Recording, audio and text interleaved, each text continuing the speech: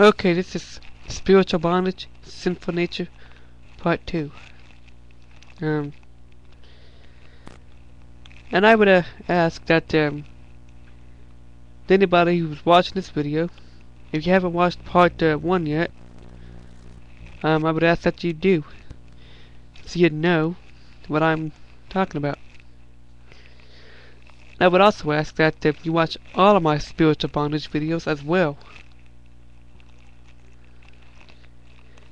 And there might be a couple of videos where some of the things I said came out completely and totally wrong.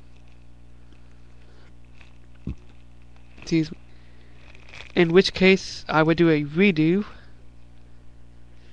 later on this year. Don't know exactly when.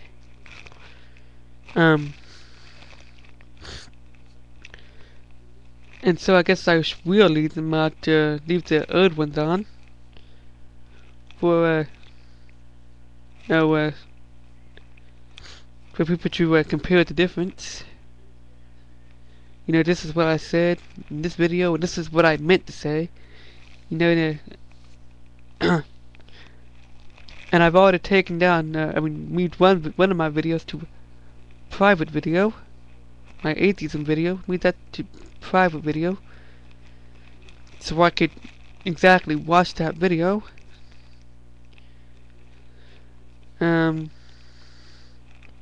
Maybe I could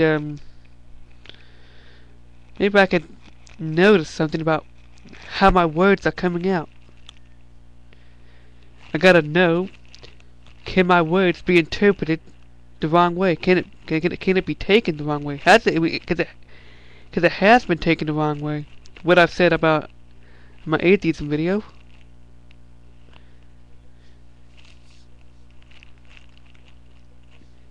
So I just thought I'd cover that right now.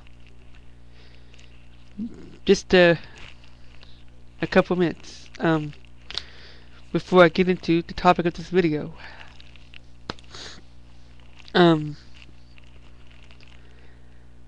So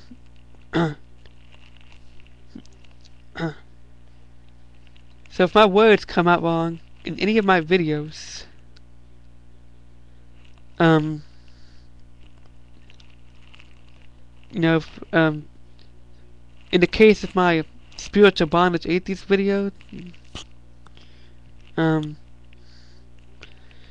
guess what I said sounded like I was judging atheists and pagan religions.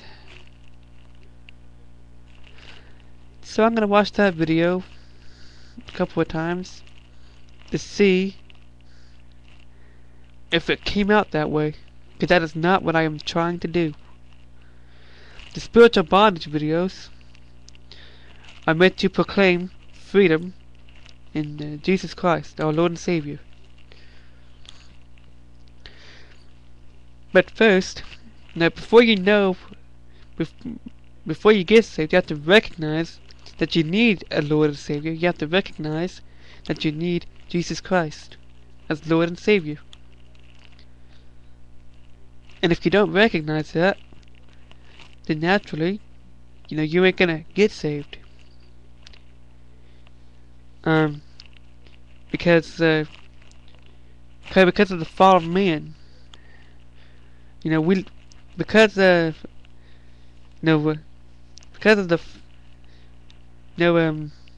live in a sin-damaged world, everybody's born with a sinful nature. And our sinful nature causes us to make choices that affect our lives every day. And it causes us to make choices that seem like fun. It causes us to make choices that will put us in spiritual bondage. And it will cause us to make choices that will interfere with our relationship with God.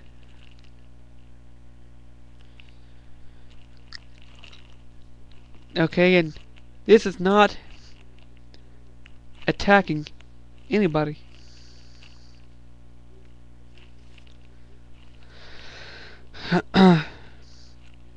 And I would like to point out that if anybody, watches all of my spiritual bondage videos, they should see what I'm talking about.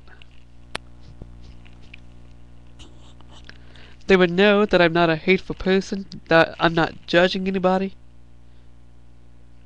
I'm not hating on anybody for not believing what I believe.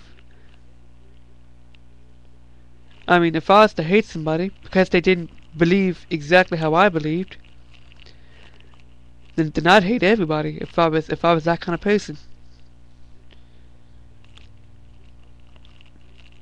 And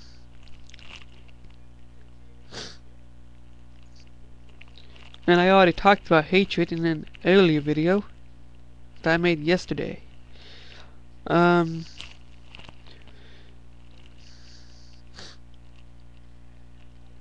if you really listen close to what I said, I mean, in that video, then you know I'm not declaring war on anybody in that video either. I'm just saying how hatred has control over our lives in that video. But this video is how sin has control over our lives. How our sinful nature controls us, causes us to make the wrong choices, causes us to worship idols, to do stuff that God has told us not to do, which I guess is sin. Well, every other religion, those people serving, they worshiping other religion, they had the right to worship their God. However,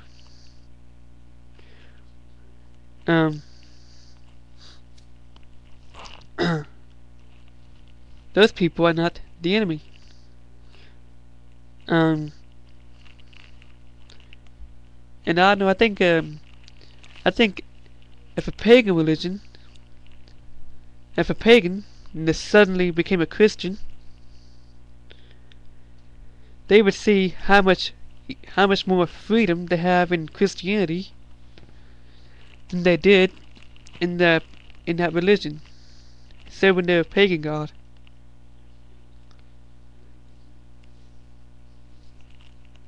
Because religion says that you have to earn it.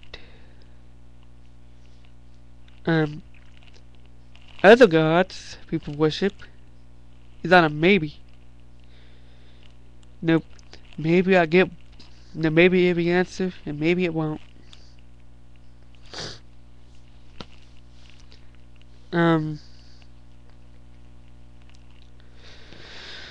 Okay, 8 minutes. So, it should be a relief to know that there is a God in Christianity where they can worship a God that says, that says you're gonna get it even if you don't deserve it. Because really, we don't deserve anything that God did for us. We, including me too. There is freedom in Christ. And if we're gonna know freedom through Christ, then it's like freedom from what are you talking about? Freedom from what? And that's what this video is for.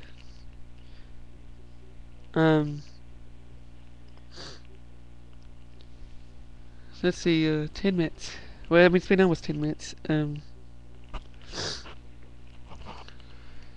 You see, I've actually heard that, let's see, how can I put this, iniquity, I don't know, but some of our sinful nature can be passed on to the next generation. and they will have weaknesses in that area as well. And, but it can also be broken. It's possible to break the spiritual curse, to break that curse, and why not? I should probably look up scripture for that.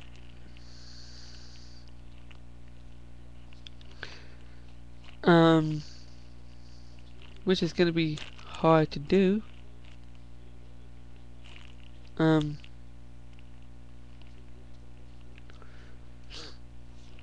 Anyways, a sinful nature. Everybody is born with a sinful nature. The sinful nature has control over our lives until the day we decide to become a Christian and accept Jesus Christ as Lord and Savior. You see, Jesus Christ dying on the cross, he sacrificed himself because he knew that everybody is struggling with a sinful nature, and he's gonna and he's offering us a way out of this sinful nature. And the sinful nature we have causes us to make choices, the wrong choices that seem like fun. It's gonna cause us to question God. It's gonna cause us to distrust God. This is all coming from our sinful nature.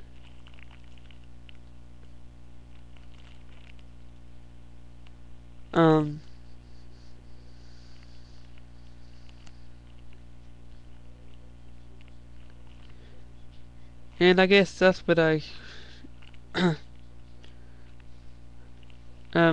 guess that's what I'm trying to say this whole time. If you count my spiritual bondage atheism video, I probably have like 10 videos already. I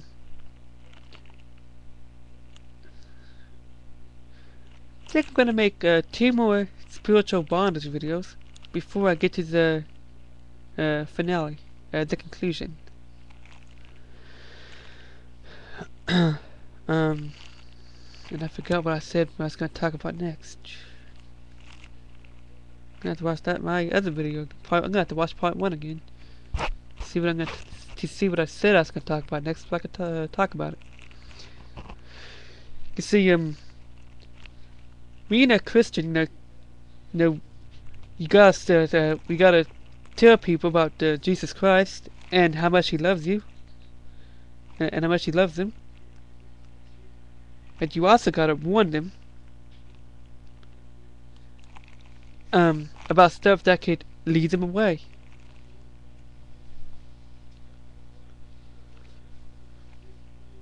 I mean, you can't just lead somebody to Christ and then leave it there, then leave that person where they are. I think that's why atheists. I think that's how Christians end up becoming atheists. Somebody leads them to Christ without warning them about the enemy's traps and deception and lies.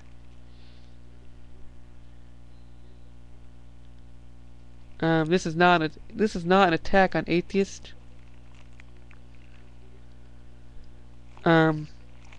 Because I do understand where they're coming from.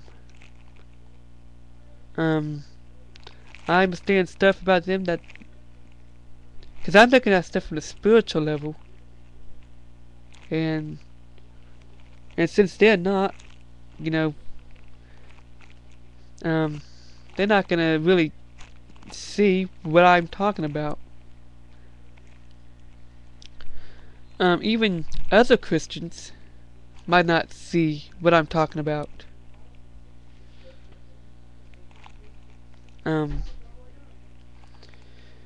And I think that's because they're different denominations, different beliefs. So I think that's why they're not gonna understand what I'm talking about. This is not an attack on different denominations either. This is just saying that people have different opinions.